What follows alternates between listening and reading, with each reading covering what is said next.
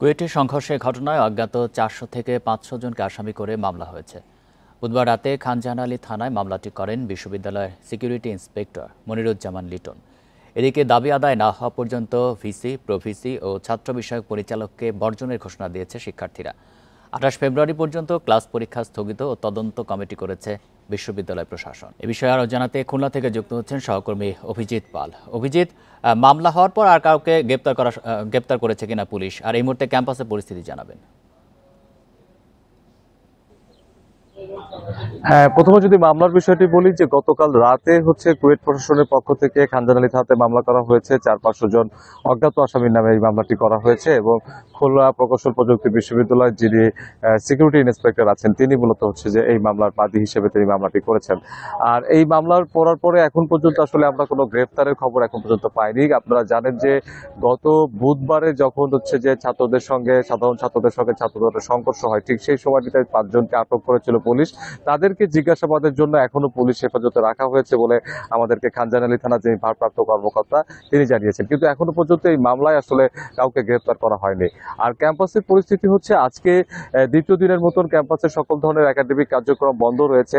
আপনি জানেন যে গতকালকে ছাত্ররা বিকালে তারা তাদের যে 6 দফা দাবি ছিল, সেই 6 দফা দাবি সম্পূর্ণভাবে পূরণ না হওয়ার কারণে কিন্তু তারা এই ক্যাম্পাসের যিনি ভিসি, প্রভিসি এবং ছাত্র কল্যাণ পরিচালক রয়েছেন তাদের বিরুদ্ধে তাদেরকে বর্জন করেছেন এবং তারা এখন মূলত অনেকটা অভিভাবক শূন্য অবস্থায় আছেন।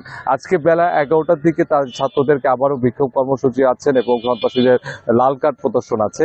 এই কর্মসূচির পরে হয়তোবা তাদের পরবর্তীতে তারা আর কি ধরনের পদক্ষেপ নেবেন সেই বিষয়টি তারা জানাবেন। তবে আমরা ক্যাম্পাসে আসার পরে আমরা কিছু সাধারণ শিক্ষার্থীর সাথে কথা বলার চেষ্টা করছিলাম।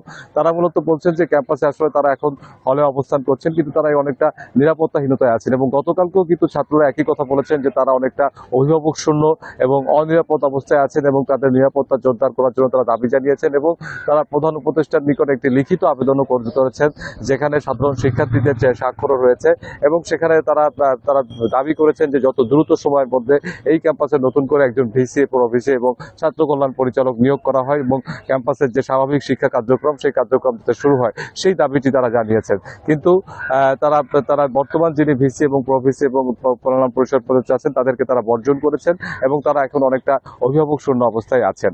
আর আপনি জানেন যে গতকালকে ছাত্র দলের একটি কেন্দ্রীয় নেতৃবৃন্দ তারা খুলনা এসেছিল এবং খুলনা প্রেস ক্লাবে তারা একটি সংবাদ সম্মেলন করেছে এবং সেই সংবাদ সম্মেলন থেকে তারা বলেছেন যে এই হামলার সঙ্গে তারা জড়িত নয় এবং তারা যদিও সাধারণ শিক্ষার্থী তাদের সঙ্গে তাদের যে সংঘর্ষটি হয়েছে এটি তারা মানতে রাজি নয়, কিন্তু তারপরও সাধারণ শিক্ষার্থীরা কিন্তু ছাত্র দলের এই অভিযোগকে তারা প্রতিবাদ জানিয়েছে এবং তারা বলেছেন যে এখানে সাধারণ শিক্ষার্থীদের কর্মসূচি ছিল এবং গত বছরের 5ই আগস্টের পরে 18ই আগস্ট সাধারণ শিক্ষার্থীদের দাবির প্রেক্ষিতেই কিন্তু সিন্ডিকেট সভাতে কুয়েট ক্যাম্পাসে ছাত্র রাজনীতি বন্ধ ঘোষণা করা ছিল এবং তারপরেও যখন ছাত্রদল তাদের যে ফর্ম বিতরণ কার্যক্রম এই ক্যাম্পাসে চালু করতে চেয়েছিল তখনই সাধারণ শিক্ষার্থীরা কিন্তু প্রতিবাদ জানিয়ে মানববন্ধন করতে চেয়েছিল বুধবার এবং সেই বুধবার দিন পর সাধারণ শিক্ষার্থীর সাথে সংঘর্ষের ঘটনা ঘটে।